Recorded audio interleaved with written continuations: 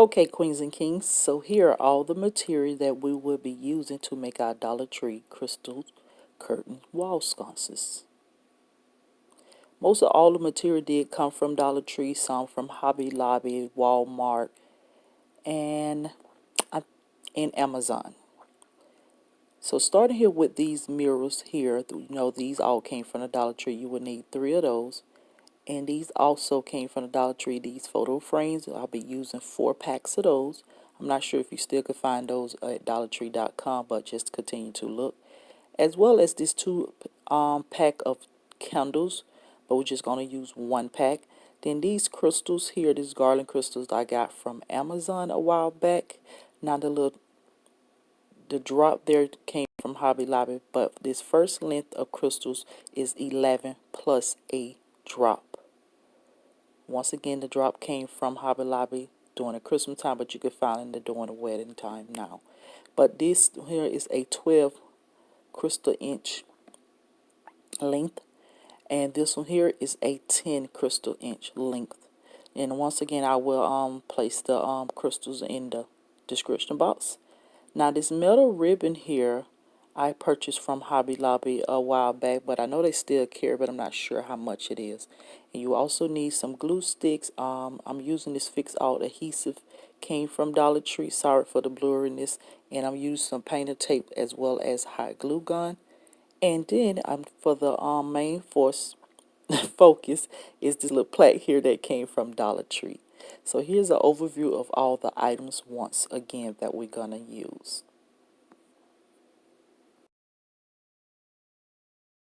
Okay, Queens and Kings, so let's go ahead and get started. But what I did off camera was I took 2 of my Dollar Tree mirrors here, and I basically used my Fix All adhesive that came from Dollar Tree as well, and I put glue around these edges here, and I placed them down. But for me to ordinary to put it directly where I wanted to put it at, I just placed one of the longest piece of the mirrors or whatever on the side so I can know how to line it up, because these actually gonna go on the side. So but before we move to that step next, we're going to place our 3rd mirror. As you can see, we have a portion of the plaque showing. Okay, Queens and Kings, I forgot to tell you guys, I did scrape off the little black little petals or the feet off the back of each one of the mirrors, so therefore it can lay as flat as possible. I'm just going to put some glue down because I want this to stay in place while it's drying. Flip it over and try to line this up as best as possible.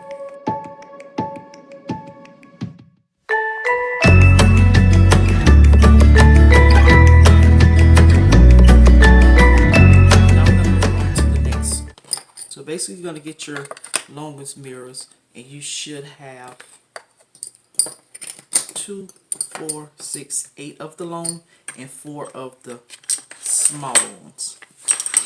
And you should have 4 small ones left over to do whatever you want to do with it. You can actually glue them up to the top or to the bottom, depending on where you're going to house this at on your wall, so therefore you'll have to show the bottom, or you can paint it, which that's what I'm going to do, but I'm going to do it off camera. So now we're going to take our longest pieces first. I'm going to place some glue down.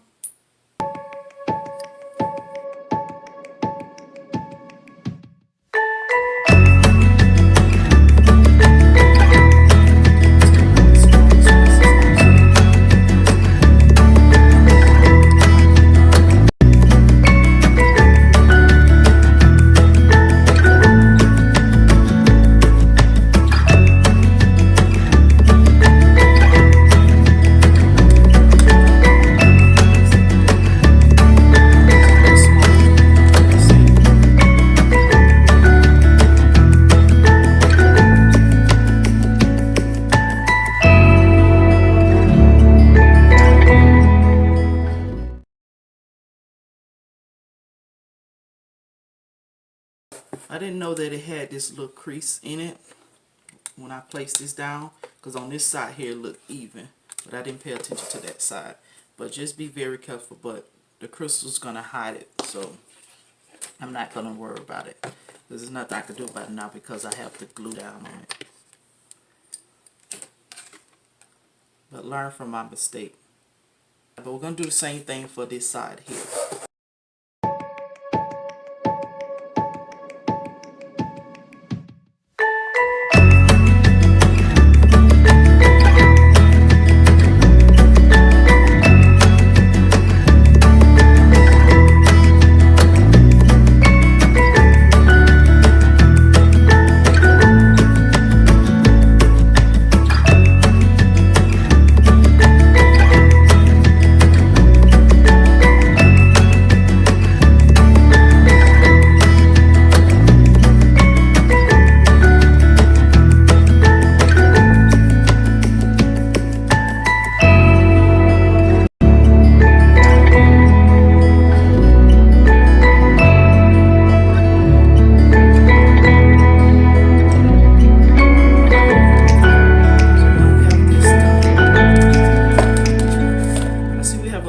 Over here, so you can place it this way up because on the back you don't really have those notches, a hole that you can hang it up. So you basically gonna have to use the grooves here to actually hang it on the wall. So it's your preference, whatever way you would like to hang it up.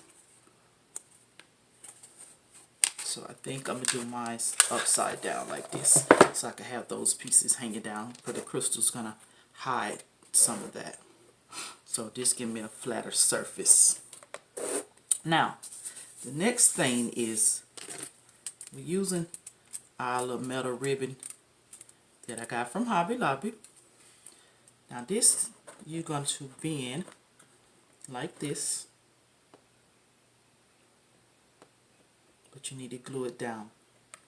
But you need to make sure that it's level, even on both sides. Okay, so once you figure out your measurement and how you would like the ribbon to be, you will go ahead and start gluing it down. We're going to use the hot glue because it's an easy hold. So for the first one, I'm just going to place it down like this. And you see that we have that little groove right here where we have a little hangover of the mirror. You're just going to make an impression if you have that problem. So I'm having that problem because of some fat mines didn't line up as even as I thought when I should have been looking. That mistake that I made in the beginning. We're going to take our glue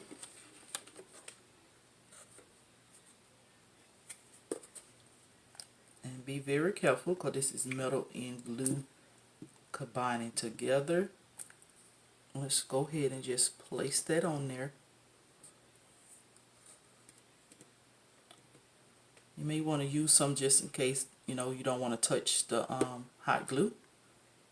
Now at this point here, you could go ahead and start lining your mirrors up on the sides, which that is exactly what we're going to do before we move on to the next step. Or you could go ahead and do the opposite side, then come back and line your mirrors up the same way that you did in the beginning.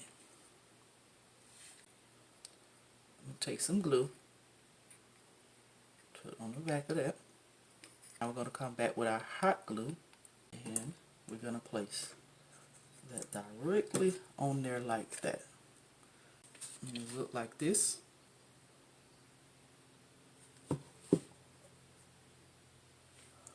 Now I'm going to just use some of my little tape here, painter's tape, just to apply more pressure, let it hold, let it dry in place like I want it. Now let's move on. Queens and Kings, I also forgot to mention for the photo frames, I basically placed mine into a large bowl with some hot water and let them soak. And once the glue started to lift up some, I was able to pop my mirrors off or pull them off or peel them off. Some people are able just to pop them off without placing it in hot water, but that was the easy method for me. All because I really was afraid that I was going to hit my nails or anything, so you guys already know. And for the metal ribbon, I used scissors to cut it down to size. It was no rhyme or reason of the length that I wanted. I just eyeballed it of how much I really did want it. So yeah, you can use scissors, not wire cutters. And that's how that looks. And this is how it's looking so far. Now we're going to do the opposite side.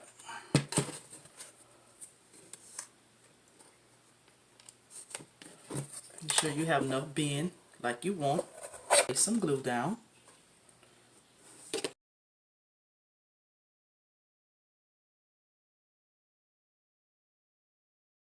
And I think I want it to about here, because I used most of the ribbon on the opposite side. But make sure that your ribbon come all the way up flush to the top here, like I'm doing. Once the glue started cooling off, it really not that bad with the metal and the hot glue together. So you should have something to look like this. And you're going to continue doing the rest, the same steps on this side. Okay, so now at this time you should have something that look like this. And now this is the easiest part. If you have already did a prep like I did. So we have our 10 length garland over here. And what I mean by that, 1, 2, 3, 4, 5, 6, 7, 8, 9, 10. So we have 10 there. And then we have 11 here. I mean, correction, 12. 1, 2, 3, 4, 5, 6, 7, 8, 9, 10, 11, 12. And each one of them have one ring up to the top, so therefore you can slide it onto the ribbon, and the bottom doesn't. Now, the only thing different is the one with the 11 links, but it have the little drop here to the bottom of it. And I purchased these around Christmas time from Hobby Lobby, but I'm quite sure you still probably could find some of these right now, probably in the wedding section, or you can pre-order off Amazon, like I actually did these crystals here, these this garland here off of Amazon. So it also have a ring, so I could slide it on, but it have the drops to the end. These are the only ones that's like this, the 11 length plus the drop. So, and I have 9 of these like this, the 11, and I have 8 of the 12 and 8 of the 10. So what we're going to start off first with is the 11, and all I'm going to do is take my ring and I'm just going to slide it on there. If you pre-cut, this would be easy to do. So like that, it's already on there. Then we're going to go to the 12s. Take one of the 12s. I'm just putting some space in between. I'm not doing nothing special, but this is how you do it. Slide it on, and that'll be that. And now it's on there.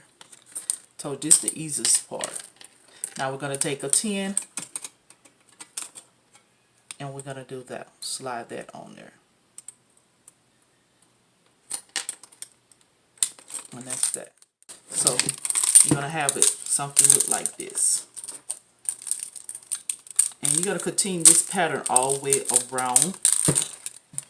But what I'm going to do is I'm going to go to the opposite side and start on that side. So we're going to take our 11, slide that on there. Then we're going to take a 12, slide the 12 on there. Then we're going to take a 10 and slide the 10 on there. Now you see on this ribbon here, some of them do it have the holes in every other place. You can put a crystal in the hole, or you could just put it on a ring. However you want it. It just don't make it crowded. So that's basically why I went from left to right, and then I'm gonna go back from left to right, and I'm gonna do that all the way around until I complete the whole thing. And then I'm gonna hold it up to see how it look, even to see if it's even, or see does I have space in between, because I don't want the real bunched up look. And we're gonna place the last piece on. I hope you queens and kings is actually enjoying this gorgeous little DIY, and if you are, please go ahead and give me a big thumbs up. And if you're new to the castle, please go ahead and subscribe if you consider to be a part of it. So now let's continue to enjoy the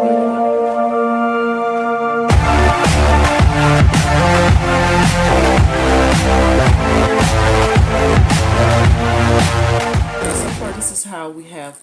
this is how it looks. And you see the curtains, olive crystals curtains. But I have so much space in between here, so that means that I have these a little bit too close. So what I'm going to do is, with the ones that I do have left, is the 3 11s and 2 of the 12 and 2 of the 10s. I'm just going to start from the middle here, and then I'm going to go out, and then that will let me know how much space I have, and therefore I can move the other ones closer in.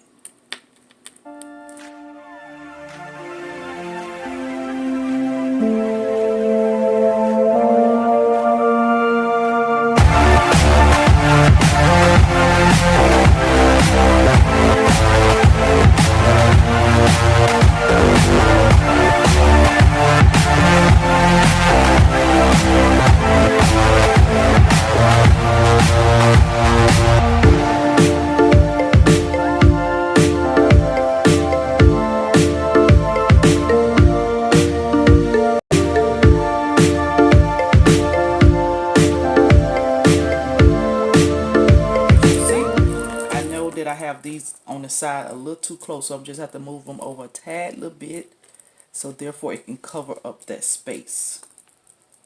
And I will just slide them back off the same way that you just about put them on. Queens and Kings, so here it is. So far we are almost done with our crystal curtain wall sconces. Glam, right? First thing first, you want to go ahead and clean your mirrors off at this point right here before we started to add our lighting. And I'm going to use these little Dollar Tree little candles here, which I'm using these just for video purpose because I'm still looking for some push lights. I may have to order some offline or whatever just to hot glue them on. So therefore I don't have to just keep using the lighter to light these. Use these. So with the push light, I could just push and, you know, have the lighting. A script of lighting. But let's move on. So we're going to place some glue on the back of the candles.